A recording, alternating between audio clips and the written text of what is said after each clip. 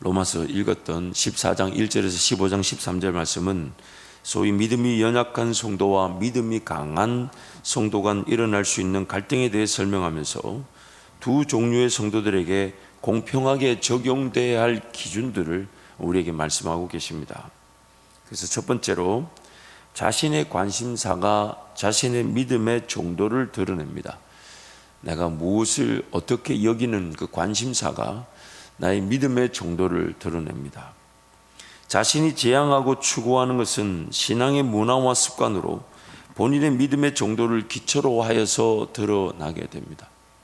물론 이것은 하나님께서 어떤 사람이든지 간에 용납해 주시고 기다려 주시고 또한 함께 걸어가기 위한 과정 중에 있다 보니까 내가 무엇을 추구하며 무엇을 좋아하며 어떤 문화를, 즉 어떻게 내가 말씀 생활, 기도 생활, 교회 생활, 봉사 생활, 헌신한 이 모든 것들은 꼭 정답은 없죠. 모든 각 사람이 자기 양심의, 즉 믿음의 기준에 따라 결정합니다. 그는 항상 성장을 지향합니다. 성숙을 지향합니다. 더 닮아갈 기회가 있습니다. 더 하나님을 의지할 기회가 있습니다. 또한 성령 하나님은 각 사람에게 그 동행을 통해 충분히 감당할 길로만 인도하신 그 은혜를 우리에게 베풀어 주시죠. 그러므로 내가 오늘 추구하고 있는 바 혹은 내가 오늘 가지고 있는 문화, 내가 가지고 있는 습관, 또 그 돈 씀씀이, 시간 씀씀이, 물질 씀씀이, 또한 누군가의 관계, 이 모든 것들은 나의 믿음이 드러나는 이 모습이기도 합니다. 또한 그 믿음은 더 크게 성장할 기회를 가지고 있고 더 큰 성장을 통해 또 다른 문화, 또 다른 습관, 또 세계관, 가치관, 심지어 행동이나 말조차도 이렇게 변화하게 됩니다. 그러므로 오늘 내가 추구하고 내가 드러내는 그 모든 것들은 나의 믿음을 기반으로 하는 것이며 하나님께서는 그 믿음을 더 성장할 수 있도록, 더 자랄 수 있도록, 더 강해질 수 있도록 우리를 인도해 가실 것입니다.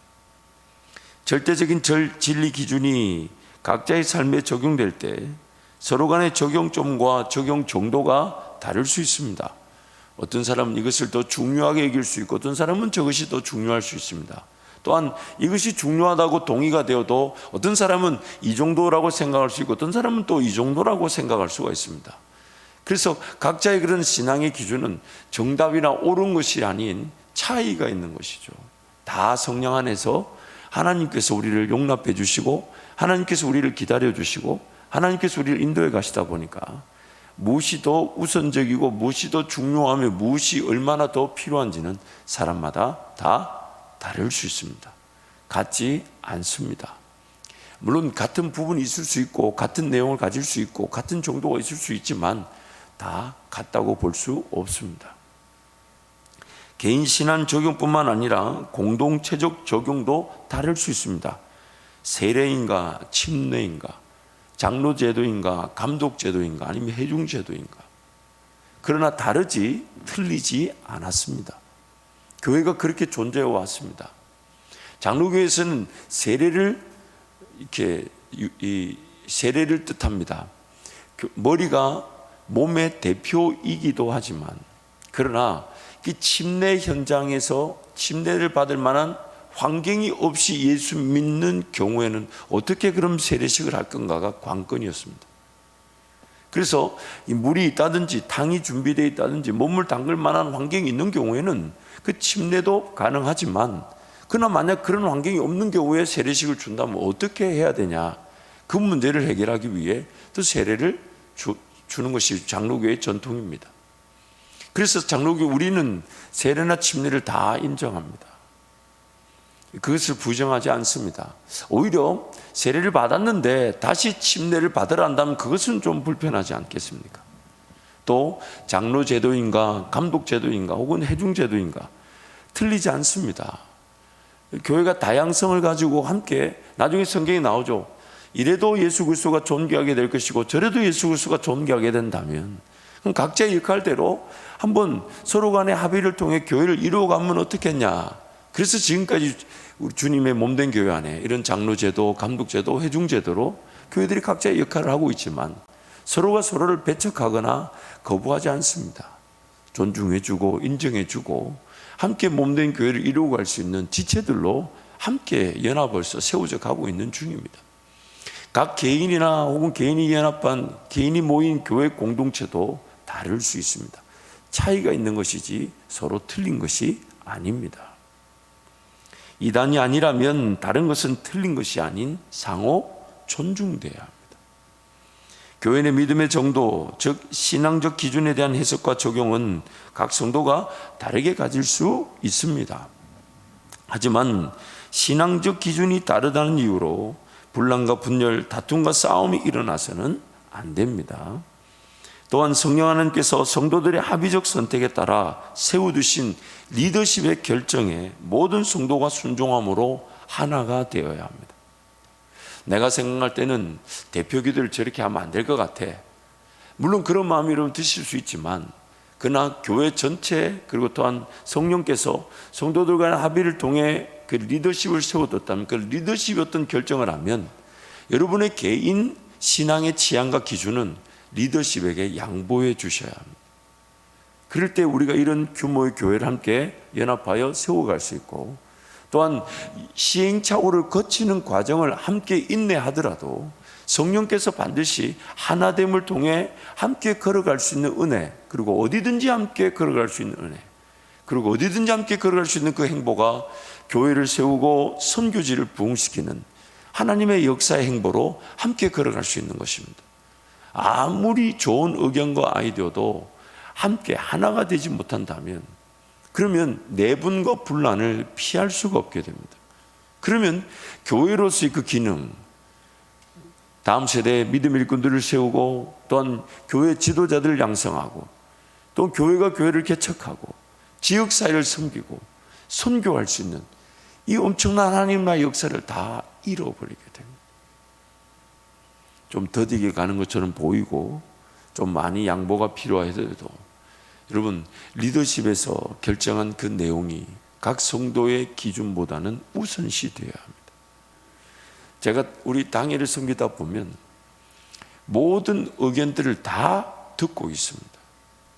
그리고 그 가운데서 최선의 결정을 아슬아슬하게 할 때도 있습니다. 그러나 결정하지 않으면 안 되는 시기에 다다라 최선으로 합니다. 그러나 그것이 또 이런 불편함을 느끼는 성도가 있을 수 있습니다. 저런 불편함을 느끼는 성도가 있을 수 있습니다. 그러나 잊지 마세요, 여러분. 당에서는 그래도 다 듣고 있고요, 다 고려하고 있고요, 어떻게든 한 분이라도 덜 불편한 쪽으로 걸어가려고 최선을 다합니다. 그래서 모든 성도는 자신의 믿음의 정도에 따라 신앙의 문화와 습관, 또한 말하는 것, 행동하는 것, 또한 삶의 자리에서 주님과의 관계, 그 모든 것을 결정합니다. 그리고 교회 공동체와 함께 모였을 때는 어떤 신앙의 어떤 개인적 문화든지 간에 그것이 항상 존중되고 또한 상호 인정되어야 되지만, 그러나 교회가 한 방향으로 하나가 되기 위해 성령께서 성도들의 합의적 선출, 믿음과 성령이 충만한 사람들을 선출하는 그 과정을 통해 세우신 리더십의 결정이 교회 공동체의 문화와 습관을 개인의 문화와 습관보다는 더 우선시 되어야 합니다. 그래야만이 하나됨을 통해 또 복음의 역할, 구원의 방주의 역할, 선교 역할을 감당할 수 있기 때문입니다. 모든 성도의 필요와 원함은 반드시 소통을 통해 다루어져야 합니다.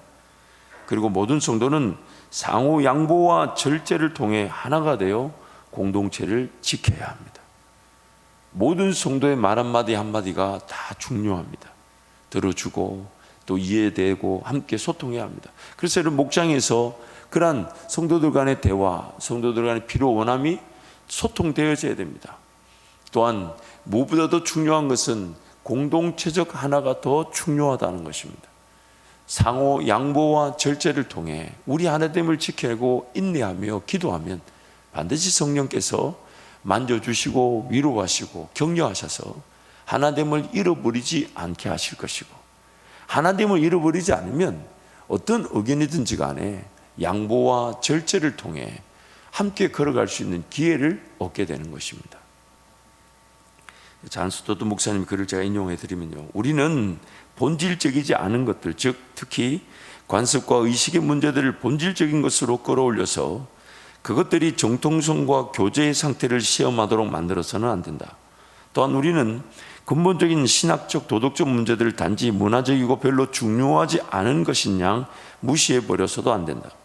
성경이 침묵하고 있거나 분명히 규정하지 않는 듯한 문제들에 대해 어떻게 하면 그리스도인들의 교제를 분열시키지 않으면서 그 세심한 차이점들을 다룰 것인가에 있다. 무슨 얘기냐면 교회를 무너뜨리는 그런 이슈들과 문제에 대해서는 우리가 철저하게 깨어서 그것들을 잘 다룰 수 있도록 함께 은혜를 구해야 되지만은 좀 비본질적인 것들, 진리 문제가 아닌 서로 간에 우리 좀 더 어떻게 더 사랑할 것인가, 어떻게 더 우리 서로 교제할 것인가, 그런 어떤 좀 비본질적인 문제에서 의견이 좀 차이가 있거든요. 서로 기다려주고 하나 되기를 힘쓰라는 것입니다. 배척해야 될 것은 이단의 세력이죠. 진리 문제에 관해서는 타협이 있어서는 안 됩니다. 그러나 진리 문제가 아닌 것은 지나치게 이슈화를 시킬 필요가 없다는 거예요. 조금 인내하고 기다려주고 소통하면 반드시 해결되어지게 되어 있습니다. 반드시. 그것을 통해 분열과 다툼을 일으킬 일이 아니라는 것입니다.